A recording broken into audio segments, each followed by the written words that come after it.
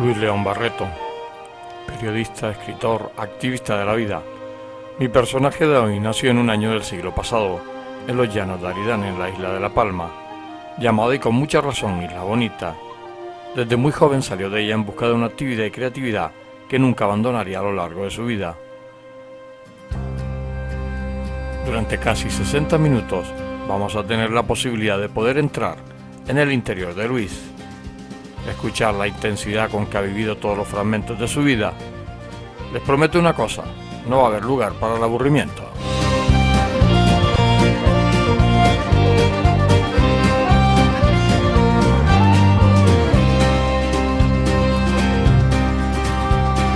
Southern bound from Glasgow town, she's shining in the sun. My Scotstoun lassie on a border run. Luis, tú naces en La Palma. ¿Cómo recuerdas tu paso de niño por La Palma? Pues era una época muy diferente. La Palma era una isla bastante incomunicada con el exterior, una isla muy rural. En aquella época era una isla pobre porque vivía así del plátano, pero también todavía había muchos cultivos, digamos, de subsistencia, de secano, ¿no? No estaban totalmente extendidos los riegos, los regadíos como hoy en día, y era una isla pobre, en el sentido de que realmente el cambio de La Palma ha sido en los últimos 20 años, diría yo. Entonces yo nací en los llanos, bueno, realmente no nací en los llanos de Aridane, nací en Santa Cruz de La Palma, por una razón. El año en que yo nací, el año 49, había un volcán, el volcán de San Juan, que duró bastante tiempo. Y a las mujeres que iban a dar a luz las llevaban a la capital para que dieran a luz en la capital. Entonces yo nací en Santa Cruz de La Palma, aunque mi padre, que es muy patriota de los llanos de Aridane, pues por supuesto me apuntó en el registro de los llanos de Aridane, sí. Y era una isla en la que la gente joven, los niños, pues jugábamos en la calle perfectamente. Jugábamos al fútbol, al escondite, a los boliches, en fin. No había mucho coche por allí. No, prácticamente pasaba uno de vez en cuando. Pasaba uno cada hora, ¿no? Más o menos. Y era todo muy distinto, ¿no? Es decir, realmente era una isla que no tenía turismo, no tenía playas.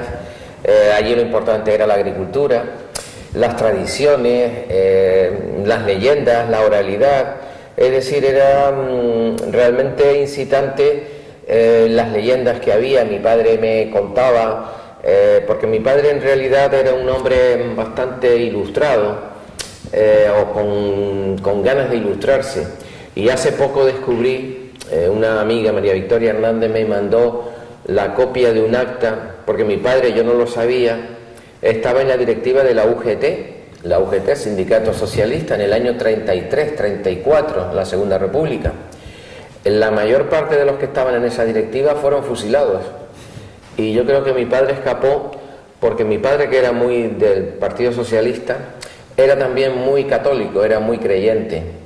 Y yo creo que a él lo salvó el cura que estaba en ese momento en los llanos, que realmente no sé quién era, porque ya digo, de aquella directiva de la UGT, varias personas fueron fusiladas y todavía los están buscando. Con esto de la recuperación de la memoria histórica, pues no se sabe dónde están enterrados ni nada, ¿no? Les dieron el tiro de gracia por allí y no se sabe. Entonces también recuerdo la isla como con bastante miedo, miedo pues a hablar, miedo porque estábamos en pleno franquismo y las cosas pues eran realmente muy duras, ¿no? Y mi padre tenía una pequeña biblioteca, tenía pues algunos libros medio escondidos, y esto también fue importante. Me hizo una gran faena que me obligó a leer El Quijote, que yo creo que tendría yo 10 años, una cosa así, y eso para un niño, obligarle a leer la edición completa, no la resumida para niños, sino la edición completa del Quijote, pues es una gran faena, pues yo no me enteré de nada. Ya cuando releí El Quijote, ya tenía 30 años o así, realmente ya lo pude paladear, ¿no? Y bueno, y estos son un poco los recuerdos así. ¿Cómo recuerda un niño de tu época ahí en la isla de La Palma las Navidades? ¿Cómo las recuerdas? Pues las Navidades eran muy entrañables porque salían estas parrandas que tocaban villancicos de madrugada, salían, no sé, eran las misas de luz en el mes de diciembre, y eran muy, muy típicas las misas de luz. Las misas de luz se llamaban así porque eran muy temprano, yo creo que eran como a las 6, 7 de la mañana, y poco antes de esa hora, digamos, las parrandas tocando villancicos recorrían las calles. A veces tenían que salir corriendo porque llovía, efectivamente. La gente les daba una copita de coñac o de mistela, que es este licor tan de Navidades, y un rosquete, un dulce, en fin, para el frío. Y sí las recuerdo como algo entrañable, ¿no? Se reunía todo el pueblo en la iglesia la noche del 24, que era pues una noche grande, y la Navidad era muy divertida porque se tocaban villancicos dentro de la iglesia, ¿no? Y realmente todo era sumamente ingenuo. Hacíamos los nacimientos en las casas, íbamos a buscar musgo para, en fin, adornar el nacimiento. Los helechos y las pitas. Los helechos, las pitas, sí. Y poníamos allí las figuras, y también poníamos unos granos de cebada o de trigo y crecían enseguida. En fin, era algo realmente entrañable. Jugábamos todos en las 4 calles que había, porque era todo muy pequeño, Los Llanos era bastante pequeño en aquella época, y jugábamos en la calle, jugábamos en la plaza, sin ningún problema, ¿no? ¿Los Reyes? ¿Cómo recuerdas tú la noche de Reyes? Pues, ¿Habían regalos o habían pocos regalos porque la economía tampoco era muy desahogada. Sí, era una economía bastante modesta, y sobre todo porque en aquella época no había juguetes ni nada. O sea, la mayor parte de los juguetes creo que eran de cuerda, de estos que se les daba a la manivela y luego pues se movían un poco. Pero por supuesto no existían juguetes electrónicos, ni estos cochecitos que tanto me gustaban de carrera, o sea que con el mando a distancia, todo eso que hoy en día está en corriente y que vale 5 euros, en aquella época era un lujo que no existía, ¿no? Que ni siquiera existía. Efectivamente. ¿Y qué es lo que le regalaban a uno en aquella época? Pues realmente los Reyes eran siempre, como te digo, muy modestos, ¿no? A mí, por ejemplo, nunca me regalaron la bicicleta, yo creo que ni el balón de reglamento, que todos los chicos se volvían locos por el balón de fútbol, pero que fuera de reglamento, es decir, de cuero, y que tuviera el peso adecuado, y que pues eso pues siempre se decía lo del balón de reglamento como una cosa sagrada. Una cosa sagrada, el balón que sea de reglamento, es decir, de los de verdad, de los que sirven para jugar al fútbol de verdad. Lo recuerdo todo como bastante carencial, en el sentido de que la economía era muy modesta, y aparte de eso, pues las tiendas de juguetes también eran sumamente modestas, ¿no? La gente realmente, las clases pudientes, pues iban a comprar los Reyes a Tenerife o fuera de la isla, porque en la isla había muy poco material, poca variedad, ¿no? ¿Tu llegada al colegio cómo fue? Bueno, yo estudio en colegios públicos, hasta que ya empiezo, digamos, a los 10 años se hace el ingreso en lo que era el bachillerato de la época, en una academia privada, que era el único centro que había en media isla, que era la academia de don Pepe Lavers. Lavers es un apellido irlandés, que era un descendiente en fin, de gente anglosajona, digamos, ¿no? Y allí hago pues lo que es el bachillerato, hasta que llego al preuniversitario, que era el equivalente a lo que es hoy en día, a lo que era después el COU y todo esto. Y entonces me voy, durante ese último curso me voy a Santa Cruz de la Palma, Lo hago en el Instituto de Santa Cruz de la Palma, que era el único que había para toda la isla. Para toda la isla solamente había uno. Y después ya, claro, me voy a La Laguna, me voy a estudiar a Tenerife. Y de hecho, pues yo me fui de La Palma, me fui con 17 años. Y realmente no he vuelto, salvo en épocas muy concretas y muy cortas. Ahora realmente vamos mucho más porque tenemos ahí un apartamento y eso me ha permitido redescubrir un poco la isla, ¿no? ¿Cómo era la juventud? ¿Cómo se divertía la juventud? Porque tú te sales con 17 años, pero 15, 16 años, ¿cómo era la juventud ahí en La Palma? ¿Cómo se divertía? Pues... Estaban los guateques, las reuniones... Los guateques, las reuniones... yo lo recuerdo todo como muy pequeño, muy carencial, es decir, los guateques sí, alguna vez en las azoteas o en las casas te dejaban, pero tampoco era muy normal porque había mucha represión social, yo creo que había bastante temor, casi todo era pecado y por lo tanto yo recuerdo, por ejemplo, haberme confesado al cura del pueblo porque a los 13 años o así leí unos libros de Unamuno, de Miguel de Unamuno, igual que Benito Pérez Galdós, pues eran personajes prácticamente muy mal vistos por la jerarquía, ¿no?, católica. Y bueno, ya uno a los 13 años, 14 años, pues pierde prácticamente la fe, entra en esa crisis religiosa y difícilmente ya la recupera, ¿no? Y recuerdo haberme confesado de haber leído unos libros de Unamuno, que no recuerdo cuál era, quizá era Niebla, no sé. Y tuve la suerte de dar con un cura joven, de los que estaban recién ordenados, y me dijo, pues bueno, que la cosa no era tan mala, que podía seguirlo leyendo, pero quiero decirte que en el ambiente de la época, en el momento de la época se sentía uno culpable por cualquier cosa, ¿no? Porque, como digo, todo era pecado, todo estaba prohibido, había que hablar en voz baja, las paredes oían, había siempre una gran desconfianza, porque las dictaduras tienen eso, que siembran el miedo, ¿no?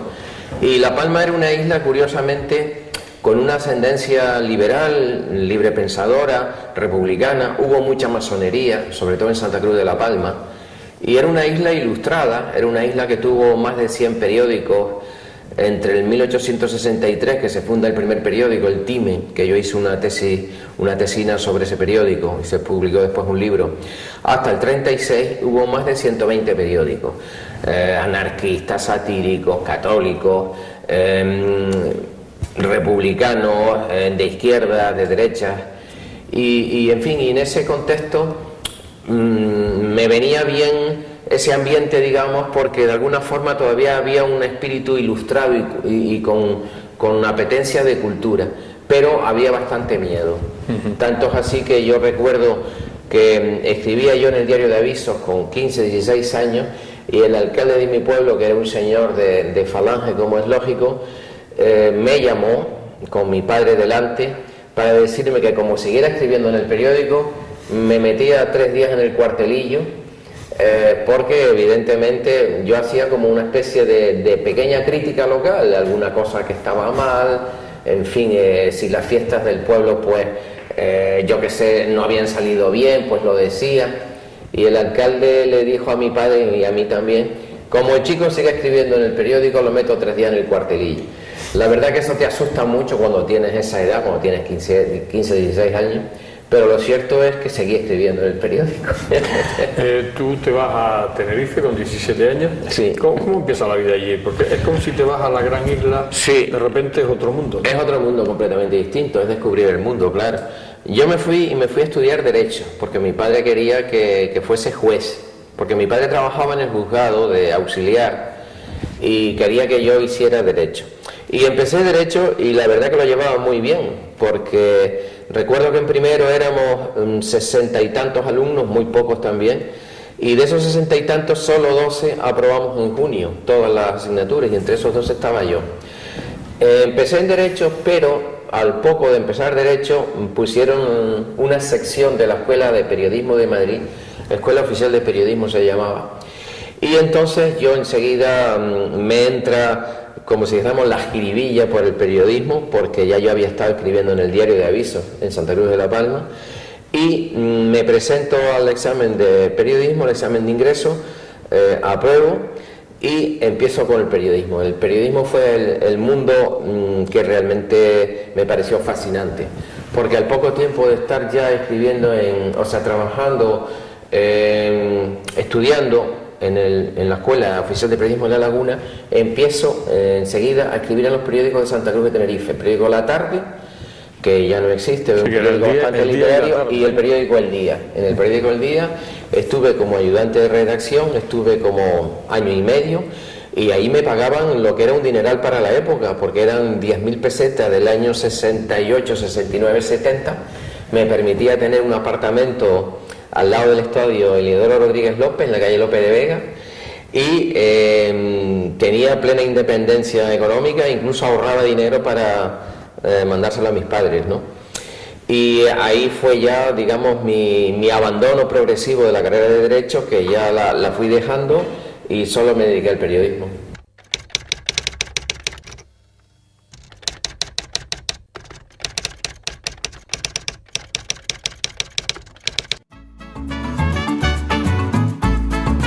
El ahorrador de electricidad Estaminal es el único aparato en el mercado que reduce el consumo de electricidad tras haberse instalado en miles de hogares en Canarias. No deje que su factura de electricidad afecte su economía familiar. El ahorrador Estaminal le garantiza una reducción de un 10 hasta un 35% de su recibo de luz. Estaminal no necesita ninguna instalación especial, es autoinstalable y no consume electricidad.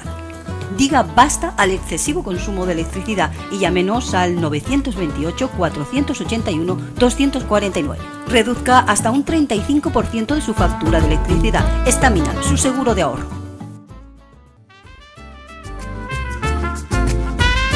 Ahorrador de electricidad Estaminal. Tras muchos años de implantación en Canarias, les ofrecemos la posibilidad de ahorrar de un 10 hasta un 35% del consumo de su factura de electricidad.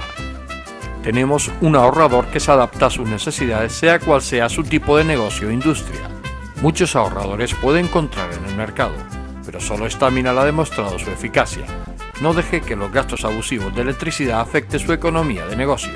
Pídanos presupuesto sin compromiso al 928-481-249.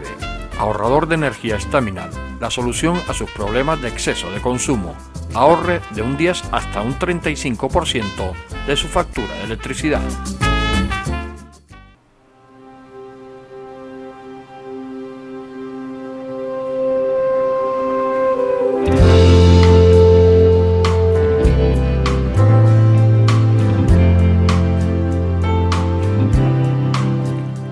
Llevamos unos minutos con él. Su sencillez, pero a la vez elocuencia de palabra, nos relaja y nos transporta a una dimensión que realmente nos hace convivir con sus experiencias y vivencias en forma tal que no podríamos diferenciarlo de su persona. El hilo de su conversación, que en ningún momento se permite un momento de divagación o desconcentración, que por cierto alguna vez me he encontrado con algún personaje anterior entrevistado, me deja maravillado y refuerza la total atención hacia él. Vamos a seguir escuchándolo.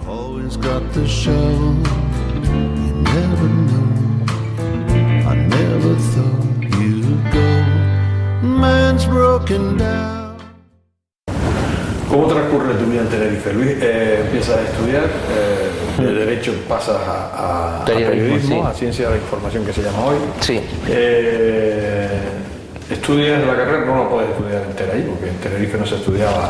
Sí, bueno, se estudiaba el plan de 4 años, que era el plan, digamos, intermedio, porque todavía en aquella época no existía la facultad en Madrid, solamente existía la escuela. La Facultad de Ciencias de la Información fue posterior.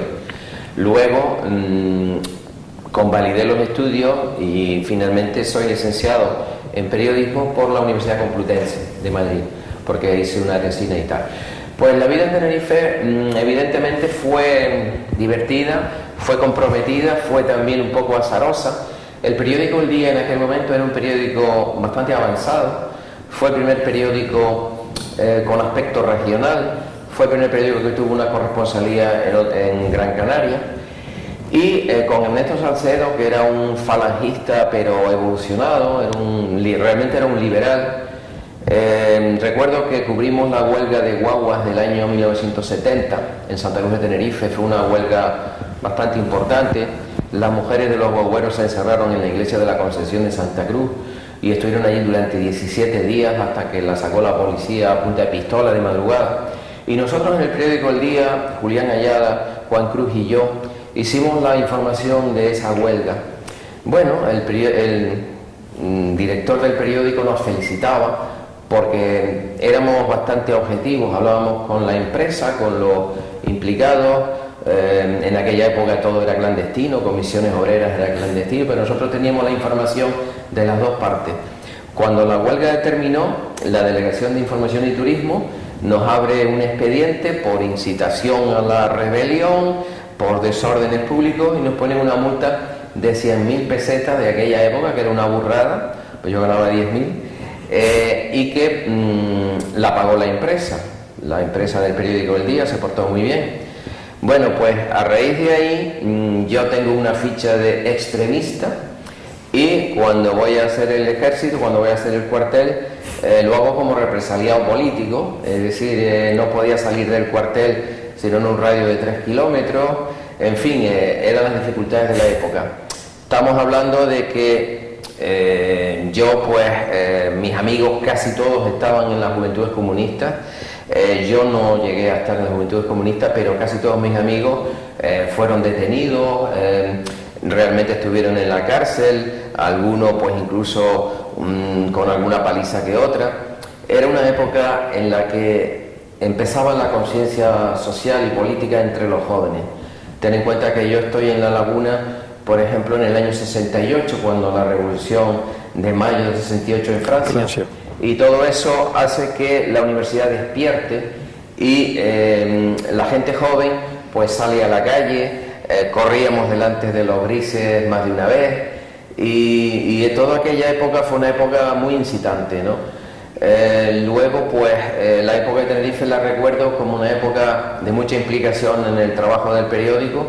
Desde los 18, 19 años yo vivo del periodismo, es decir que me gano la vida con el periodismo y es una época inolvidable, francamente, ¿no? A partir de ahí terminas tu carrera. Sí. ¿Sigues trabajando en El Día? Sí, no, bueno, cuando me fui al ejército a hacer la mili.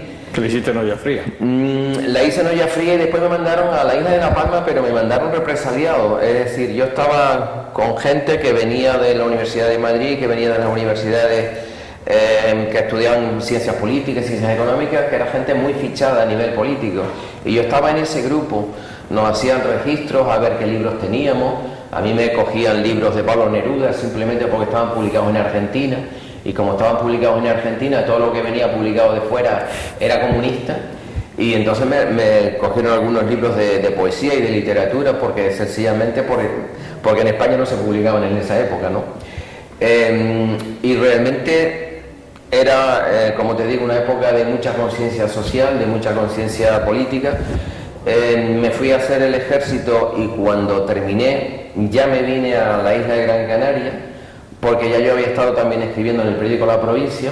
Ya te habías Efectivamente, y en abril del 72 me vine y empecé a trabajar en el periódico La Provincia, y recuerdo que el primer reportaje que publiqué, lo primero que hice fue una información sobre cómo iba a ser el polígono de Ginamar, estamos hablando del año 72, y que salió en primera página.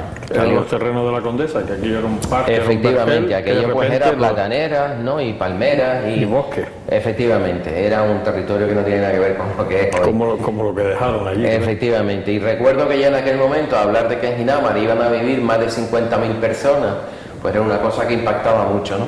Y eso fue lo primero que hice en el periódico La Provincia, pues estuve muchísimo tiempo. Y bueno, ¿veniste tú a Gran Canaria? ¿Por qué estabas en Tenerife más o menos? En aquel momento la prensa de la ciudad de Las Palmas era muy superior a la de Tenerife. La prensa de Tenerife, a pesar de que el periódico El Día era un periódico de avanzada ya, sin embargo el periódico que realmente estaba saliendo muy bien era La Provincia, en cuanto a innovación técnica, en cuanto a atrevimiento también. La Provincia en aquella época estaba publicando unos reportajes de la parcería, estaba publicando unos reportajes de los problemas sociales que había en Gran Canaria, y era un periódico de avanzada. Y yo entré en ese periódico en la época en que era director un murciano, Saldaña Fabiani, y después viene Guillermo García Alcalde, al poco tiempo viene Guillermo García Alcalde como director. Y yo ya pues estuve ya como redactor desde esa época, desde abril del 72. ¿Tu vida familiar cómo transcurre? Porque me imagino que te casas.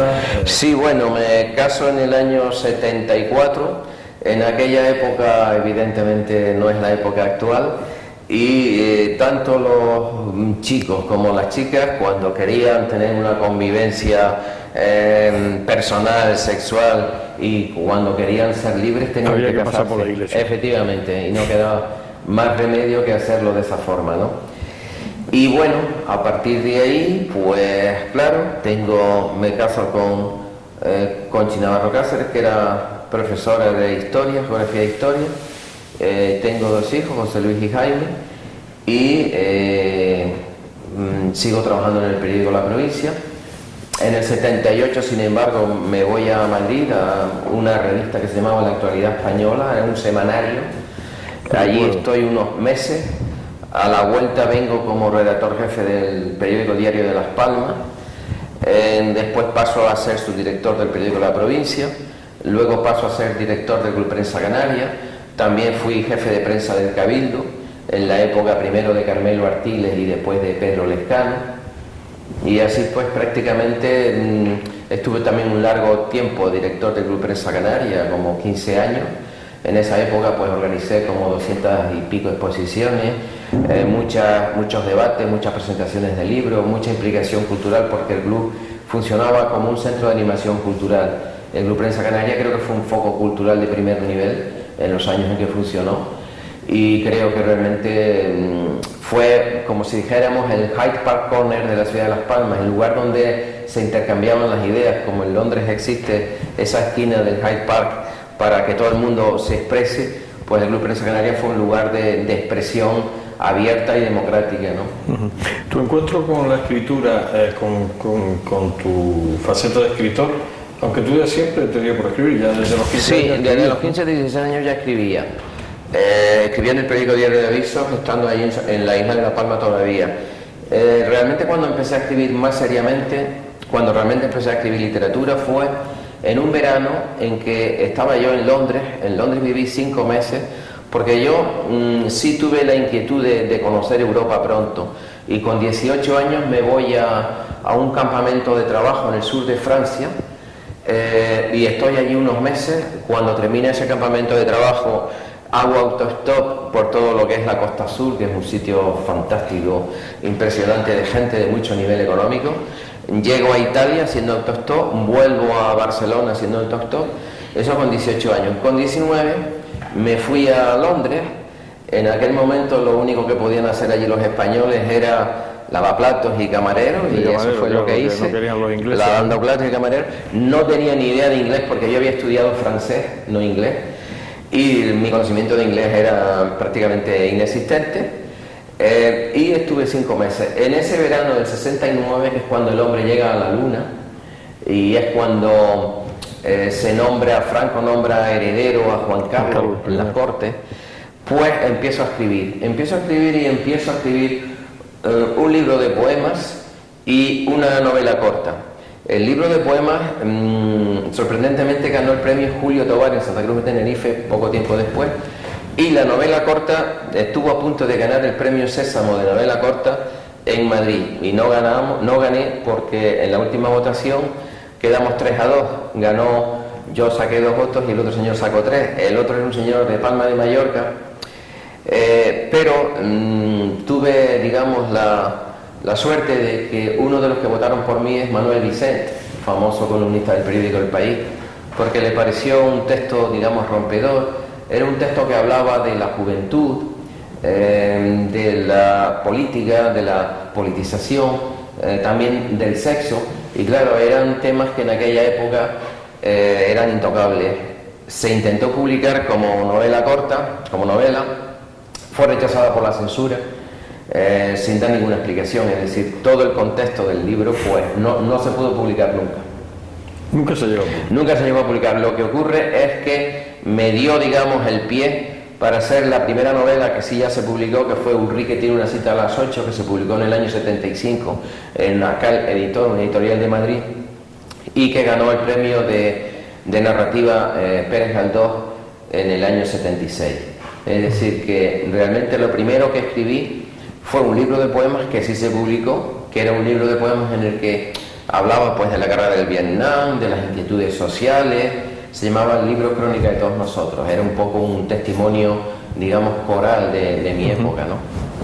Y luego la novela... 75 es cuando... Efectivamente, a partir del 75 pues ya empiezo a publicar con bastante regularidad. Lo primero que se publicó fue en el 73, fue el libro de poemas Crónica de todos nosotros, en Inventarios, una editorial que existía aquí en Las Palmas, Inventarios Provisionales, y a partir de ahí ya publico con bastante regularidad. De ahí surge Las Espiritistas de Telde, que eso es un poco... Es posterior. Las Espiritistas es del año 81, gana el premio Blasco Ibáñez en Valencia. Era la primera vez que un escritor canario ganaba un premio de cierta importancia en la península, en Valencia, y a partir de ahí realmente esa novela pues tiene mucho éxito, se publica muchas veces, se traduce a 5 idiomas, hay un arreglo teatral, hay un proyecto de hacer película que realmente todavía no se ha concretado finalmente, pero a partir de ahí realmente me meto bastante en la literatura, sí. Que yo me imagino que la literatura, más que dar dinero, da mucha satisfacción personal. Sí. Porque tú en tu caso, que eres un escritor en mi caso, afamado, hay un libro que sí me ha dado dinero, que es Las Espiritistas de Telde, porque se ha publicado, el resto prácticamente no da. No da, ¿no? Son 25 libros que tengo y solamente uno me ha dado dinero y me ha dado prestigio, ¿no? Que es ese, Las Espiritistas, que es un libro muy leído y muy metido en el pueblo, ¿no? El resto, pues como dices tú, son satisfacciones personales, pero no dinerarias, ¿no? Tu vida transcurre en Gran Canaria, siempre muy ligada al periodismo, porque tú fuera del periodismo, bueno, realmente de esos trabajos que son periodísticos, son políticos. De resto tú no has salido de esa actividad. No, el periodismo ha sido la actividad mía. Tu vida. Y en cierto modo lo sigue siendo porque todavía colaboro en prensa, tanto de papel, en la provincia todavía estoy vinculado con el periódico La Provincia, como en periódicos digitales, donde colaboro también, ¿no? Pero sí, ciertamente el periodismo es lo que te da de comer, claro, la literatura es algo añadido, ¿no? Porque lo de que se perdió un abogado, eso no lo crees tú. No, realmente... Yo hice justo a la mitad de la carrera, es decir, hubo un momento en que hacía las dos, periodismo por un lado y derecho por otro. Lo que pasa es que te vas metiendo tanto en el mundo del periodismo que te absorbe tanto, además ya trabajando yo como periodista, aunque todavía no tenía la carrera terminada, pero los periódicos en aquel momento estaban hechos por gente mayor, casi todos eran falangistas que les habían dado el carnet profesional simplemente por ser del régimen. Y entonces los que veníamos de la escuela éramos gente joven, veinteañeros todos, muy osados, muy atrevidos, pero que aportábamos un aire completamente nuevo a la prensa, ¿no? Y eso sucedió que realmente los que estábamos llevando el periódico éramos chiquillos como Juan Cruz, como Julián Ayala y yo, que éramos todos veinteañeros, ¿no? Yo fui compañero de Cristina García Ramos, también, que luego estuvo en Televisión Española muchos años. Estaba también estudiando periodismo Julio Pérez, que hoy en día creo que es primer teniente alcalde de Santa Cruz de Tenerife. No sé, llegó a ser gobernador civil. Llegó a ser gobernador civil también en Santa Cruz de Tenerife, y me parece que tuvo altos cargos en Madrid a nivel jurídico. En fin, estuve en todo eso, ¿no? Y sí, el periodismo fue realmente incitante porque se veía venir un cambio de estilo y un cambio de sociedad, ¿no? Nosotros veníamos contra el franquismo, que evidentemente era algo ya muy decadente, y ya había un aliento por la libertad y por la democracia, ¿no? Ahorrador de electricidad Staminar. Tras muchos años de implantación en Canarias, les ofrecemos la posibilidad de ahorrar de un 10 hasta un 35% del consumo de su factura de electricidad. Tenemos un ahorrador que se adapta a sus necesidades, sea cual sea su tipo de negocio o industria. Muchos ahorradores puede encontrar en el mercado, pero solo Staminar ha demostrado su eficacia. No deje que los gastos abusivos de electricidad afecten su economía de negocio. pídanos presupuesto sin compromiso al 928-481-249. Ahorrador de energía Estaminal, la solución a sus problemas de exceso de consumo. Ahorre de un 10 hasta un 35% de su factura de electricidad.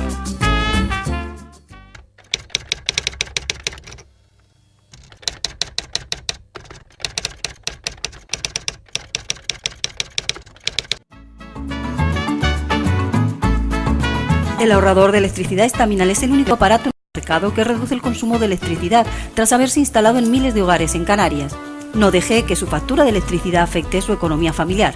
El ahorrador Estaminal le garantiza una reducción de un 10 hasta un 35% de su recibo de luz. Estaminal no necesita ninguna instalación especial, es autoinstalable y no consume electricidad. Diga basta al excesivo consumo de electricidad y llámenos al 928-481-249. Reduzca hasta un 35% de su factura de electricidad. Estaminal, su seguro de ahorro.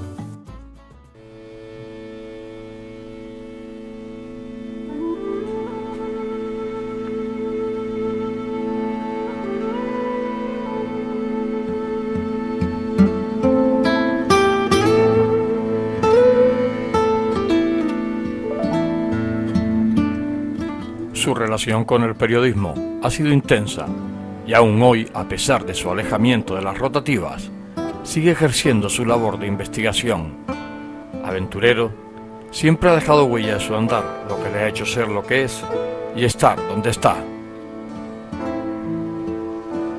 Siguen pasando los minutos y reconozco, señores telespectadores, que podría estar muchas horas y horas escuchándolo sin parpadear y sin dejar de archivar en mi cerebro cada palabra y cada frase que saliera de sus labios. Before people had cars, we'd sit round the fires, pass around the guitar, remembering songs. Estamos en la actualidad, Luis. ¿Cómo te sientes en la actualidad? Pues me siento bien, me siento muy bien, porque, en fin, estoy dedicado exclusivamente a escribir. Porque tú te prejubilas hace muy poco. Sí, bueno, hace ya una temporada. En realidad tenía esa compulsión del escritor canario de salir de la isla y de estar fuera, etcétera. Esa llamada que uno siente tantas veces. Y entonces pues nos fuimos a Madrid, estuvimos allí 5 años. En plan aventurero. Sí, bastante, porque pues dejé un trabajo muy bien pagado y muy importante y en fin, y prácticamente fuimos a otras cosas, a hacer otras cosas, ¿no? Y bueno, son decisiones que a veces tiene uno que tomar. Puede que uno luego se arrepienta de cosas, pero en definitiva son cosas que las tienes que hacer. Como diría Jorge Luis Borges, que tenía una frase muy simpática al respecto, dice: si yo volviera a nacer, volvería a cometer los mismos errores. Bueno, en definitiva son cosas, ¿no?, que suceden. Lo cierto es que estoy dedicado exclusivamente a escribir. Comparto la vida con Rosario Valcárcel, que es una escritora que ha empezado a publicar recientemente, pero que ya en estos pocos años ya tiene 5 o 6 libros, sobre todo de literatura erótica, que es una de las pioneras de la literatura erótica, realmente la pionera aquí en Canarias. Y escribiendo y siempre urdiendo cosas, imaginando cosas. En fin, eso es un poco la vida actual, ¿no? Luis, a lo largo de tu vida, ¿te arrepientes de algo que hayas hecho o te ha quedado algo por hacer? ¿Se te ha quedado esa espinita clavada?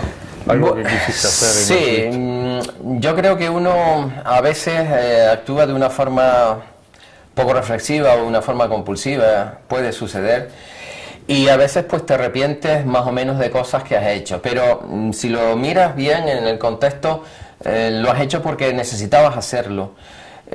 Y esto de la literatura pues es una cosa también bastante arriesgada, efectivamente en el sentido de que muy poca gente consigue vivir solo de la literatura. En mi caso pues he vivido del periodismo y de la literatura. Solamente un libro me ha dado dinero, que es Las Espirititas de Telde, como ya te dije. Y Probablemente siempre te queda la duda de si no debías haber hecho las cosas de otra manera, pero bueno, era necesario hacerlas así y así las hiciste. ¿Tienes muchos enemigos? Bueno, en este mundillo de la literatura lo que abunda son las susceptibilidades, los celos, las pequeñas envidias, ¿no? Pero esto es lógico porque es un trabajo muy individual, muy solitario. Entonces lo haces en tu casa, con tu ordenador, con tu trabajo, con tu esfuerzo. Por lo tanto, lo que te motiva es un impulso muy personal. ¿Qué sucede? Aquí en Canarias pues hay bastantes escritores. La demanda cultural de nuestro pueblo desgraciadamente es baja. Las estadísticas dicen que aquí la gente va poco al teatro, poco a los conciertos, poco a la ópera, poco al cine, se compran pocos libros. En definitiva, los escritores casi chocamos unos con otros por la pequeñez del mercado, ¿no? Por la insuficiencia del mercado. Entonces, es lógico que abunden las susceptibilidades, las suspicacias, las pequeñas rencillas. Yo fui presidente de la Asociación Canaria de Escritores durante 1 año y medio y éramos 140 voces distintas, distintos enfoques, distintas susceptibilidades, muchos pequeños celos, muchas pequeñas envidias. Y en ese sentido, pues supongo que siempre hay enemigos, aunque no te los busques, pero ya digo, porque se produce ese choque de sensibilidades, porque los escritores somos muy individualistas, trabajamos muy en soledad y entonces cada cual necesita ocupar un espacio en los medios de comunicación, en las librerías, etcétera. Las librerías muchas veces esconden los libros publicados por los escritores canarios, apenas los muestran. Hace 15, 20 años sí se mostraban y había una demanda mayor de la obra literaria escrita en Canarias. Yo creo que hoy en día la salida es meterse en los colegios y escribir literatura infantil, que eso es prácticamente lo que están haciendo los nuevos escritores, porque realmente en las librerías cada vez tenemos menos presencia. ¿Tienes muchos amigos? Pues amigos, la verdad que yo creo que sí, al menos en teoría. En esta casa, gracias a que Rosario Valcárcel es una gran cocinera, practicamos con mucha frecuencia cenas con tertulias. Yo creo que los canarios nos relacionamos poco, hablamos poco entre nosotros. Por aquí han pasado en 5 años 350 personas distintas, que se dice pronto, y entre ellos pues catedráticos de universidad, profesionales de todas las gamas, amigos de tiempo atrás, en fin. Pues no cabe duda que en teoría tenemos bastantes amigos, ¿no? Rosario es una persona muy sociable, que se relaciona muy bien con los demás, y yo pues realmente estoy un poco a su bola, y en fin, ya digo, yo creo que amigos, al menos en teoría, sí tenemos bastante. Digo, tu relación con Rosario, muchos años, te compenetras muy bien, ¿no? Escuchándote, ¿no? Sí, llevamos muchos años juntos, en distintas etapas, y es una mujer muy especial, muy sensible. También escribe y tiene una gran sensibilidad artística y para la literatura. También tiene bastante genio, pero bueno, yo creo que eso forma parte de la pareja humana, que siempre es bastante conflictiva. La convivencia diaria, la convivencia cotidiana, no cabe duda, ¿no? Pero en fin, aquí estamos bastante bien y dedicados a lo más que nos gusta, que es escribir, ¿no? Cambiando un poco la historia, tienes muchos proyectos, ¿no? Sí, o sea, siempre estamos haciendo cosas a punto de salir. En este momento pues tengo 2 libros entregados. Uno de ellos es un libro de poesía. Hace 40 años que no escribo poesía, fue en el año 1970 cuando escribí el otro libro de poesía. Espero que salga en los próximos meses. Tengo también un libro de ensayo y tengo una novela que la estoy escribiendo, y en cierto modo lo que ahora hago en buena medida es una especie de homenaje a la isla de La Palma, donde nací. Me hicieron hijo predilecto en octubre del año pasado en el Teatro Circo de Marte.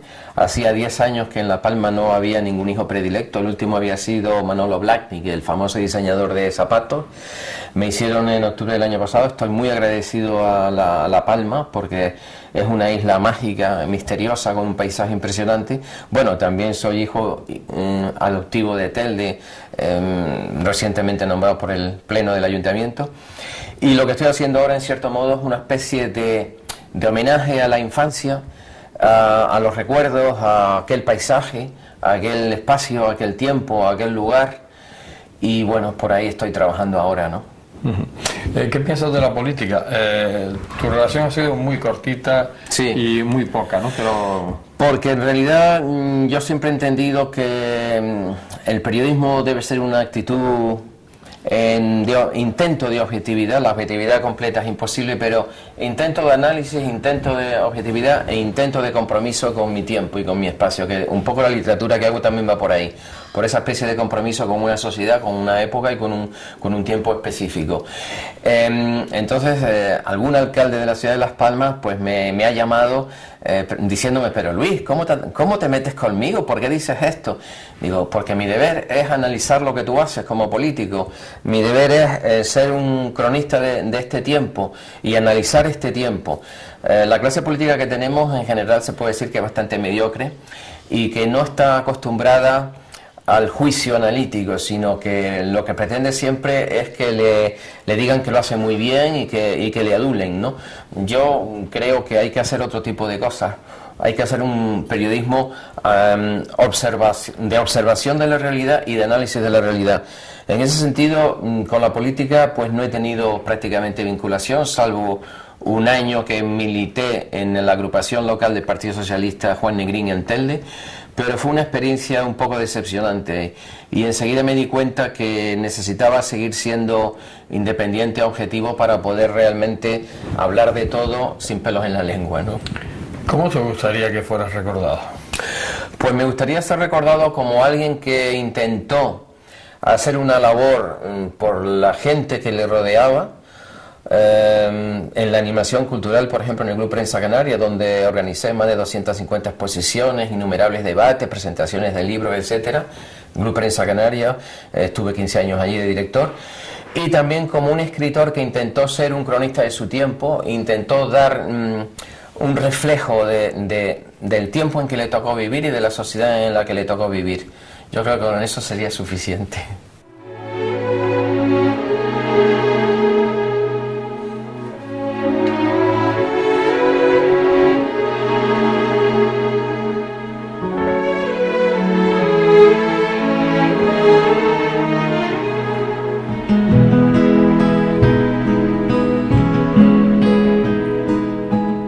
Hemos llegado al final.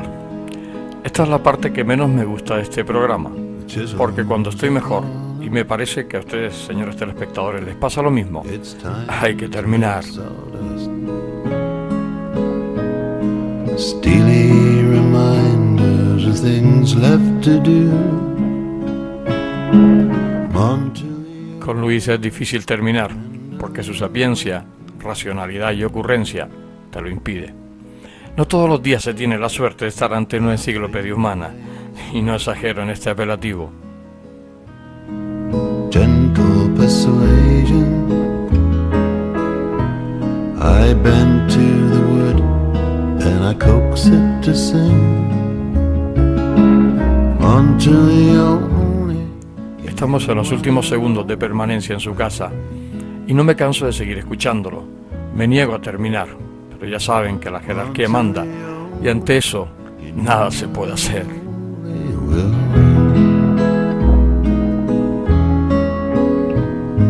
The rain on the window, the snow on the gravel, the seasons go by to the songs in the wood. Luis León Barreto, periodista, escritor, poeta, hombre solidario, amigo. ¿Qué puedo decirte en estos últimos momentos? Pues posiblemente pido para ti más reconocimientos de los que hasta hoy te han hecho. No cambies nunca. Hasta siempre, amigo.